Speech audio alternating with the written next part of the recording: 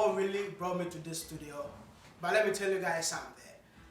I've been excited about farming recently, and I'm like, what is wrong with me? Anytime I close my eyes, I start dreaming. And you know the person who appears in my dream?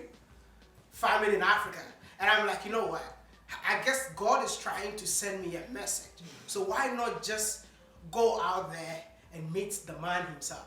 Listen, he's actually changing the narrative. He's showing how you can be a farmer in Africa and at the same time be a millionaire. I know he loves to hide that part of him, but listen, this guy is a legend.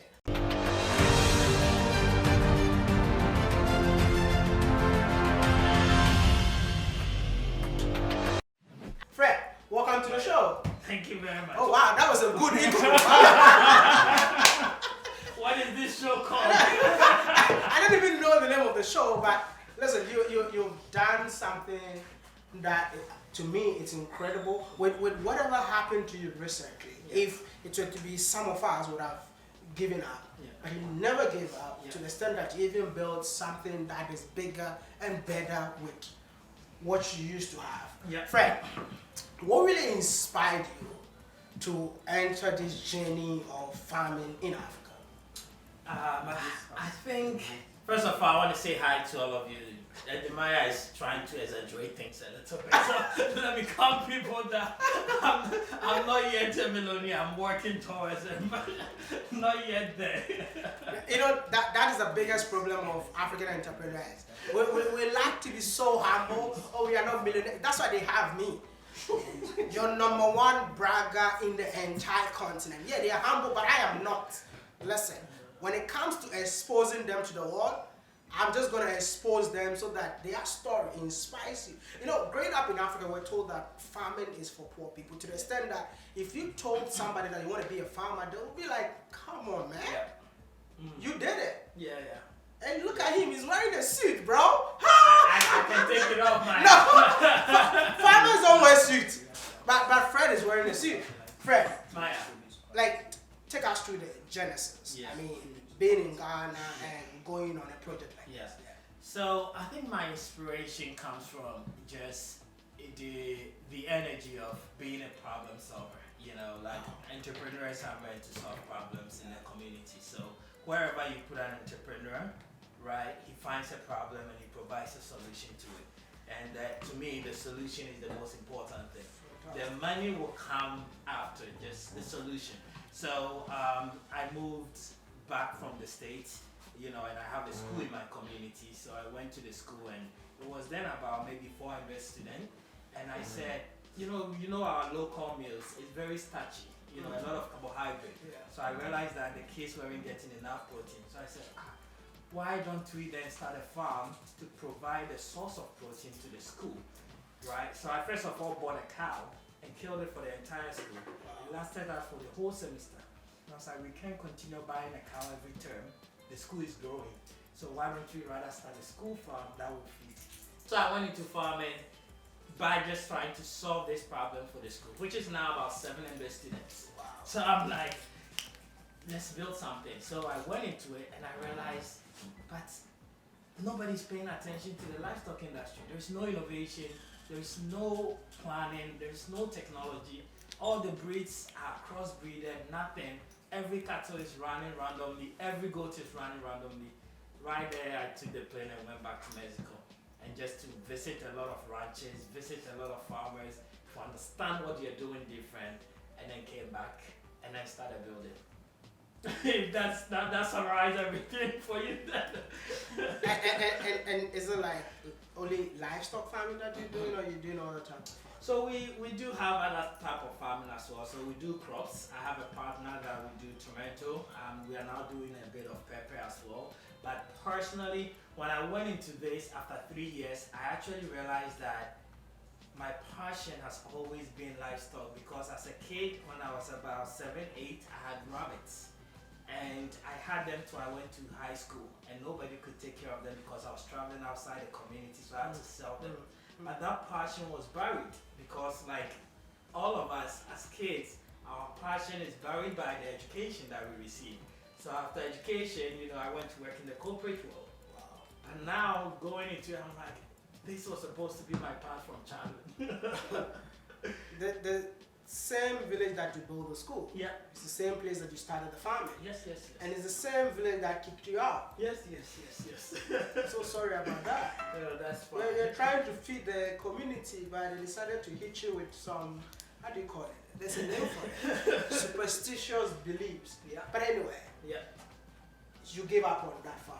Mm-hmm. What happened? You sold some of the livestock, or you transferred them to another place? So, because they gave me just 2 weeks notice, there was no way I could build another farm.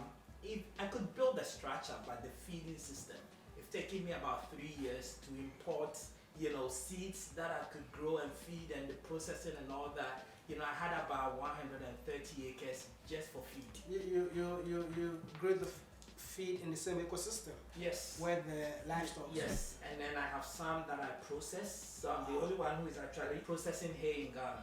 So I process, build, and everything that you can store for about 3 years, right? And then feed my stock. So all this takes time, and they gave me 2 weeks to move. So unfortunately, within 2 weeks, I can't set up something like that in the community. It was even in the dry season. That means I couldn't grow anything. So I was forced to sell all the animals. I kept only 5, and quickly came to a land that I had purchased. So the vision was to build this in my community, but in future spread it out so that every community will have a farm for inspiration. So I bought a farm in the Eastern region. I bought a land in the north to replicate what I was doing, so that every sector could have something like that. That deserves a round of applause. Thank you. And after the applause, I guess he needs to buy land in the Western region. That's true. Yeah, that's why I clap for you. You're here. That's why I clap for you. But as a farmer living in Ghana, what are the major challenges that you faced? Personally, or as a farmer? No, as a farmer, like, I mean, you're trying to do something that does not exist, right? What are the challenges in order to make those dreams a reality? Yeah. I think it starts with the mentality, right? Everything starts from here. Even the belief of it being possible, right? And therefore that's why our YouTube channel exists, to change first the mindset of the people, to put people like us in their minds psychologically when they start thinking about farming, and not their grandfather or grandmother, which they don't see the progress. So to me, I think that's the biggest challenge. Let's change the mindset. The youth, there's so many out there that could go back and till the soil and do massive work. That comes to my next question, because I represent the youth. Yeah. Will you say it's profitable farming in Africa? It is very, very profitable. I love the V raised the power. Is it 3? Yes. Okay. Yes. I love V that. raised the power. It's very profitable. Okay. But because of the setback, because we're way backwards, there is a lot that needs to happen to make that profitability. So when it comes to livestock, here in farming in Africa, we have the 5 pillars to succeed. Number 1 is having the right genetic. Number 2 is nutrition. Number 3 is health. Number 4 is management. Number 5 is infrastructure. If you don't have these 5 right, you will fail as a livestock farmer. These 5, do we have the supporting system to be able to support you? If I want to go into farming, I just have the money or the passion. Who can I rely on for these 5 pillars so that I can reap the benefit of it? And that's why people say farming doesn't work. The system. So as a farmer, you have to be everything. Wow. So if you're able to master it, then you will succeed. And it works for crops as Have well. you mastered it yet? Oh yeah, we spent our 5 years, and that's why if you come to our farm, we produce our own feed. I was in South Africa last week. I bring veterinaries here. I brought a veterinary from South Africa to stay here for 3 months, teaching my farm managers, right? So we build it. Which means it's really capital intensive. It is for me because I've taken up the mantle to start something new. And when it's new, you look at cocoa. You think when Tete Kwashe was bringing cocoa, it was cheap? that story even true. Whatever it is, but everything that is new is Okay. costing. No, but the fact. goal is after some years, so I give myself 20 years. Could I be able to spread my knowledge, my establishment, and then it will be cheaper enough for everybody to benefit? I don't know. No, because I feel like we should do this interview on the farm because I have so many questions that I really wanna ask, but sitting down like that it makes me limited, because I really want to do the numbers, the counting. Like I go every single goat, how much does this one cost? Because there's no goats for me to point. Fred, let's take one of these cameras as a goat. Yeah. So how much will this goat cost? Yeah. So Like in terms of the goat that you're producing in Ghana. Yeah. So it ranges. I have bought a goat. The most expensive goat I've bought at my farm was $5,000. Okay, good. Let's stop there. And how many goats do you have? So currently we're doing about maybe 65 goats. So which means that's the price on the price of them on the market. Mm-hmm. So the price on the market is about $1,500 One per one goat. Multiply that by 65.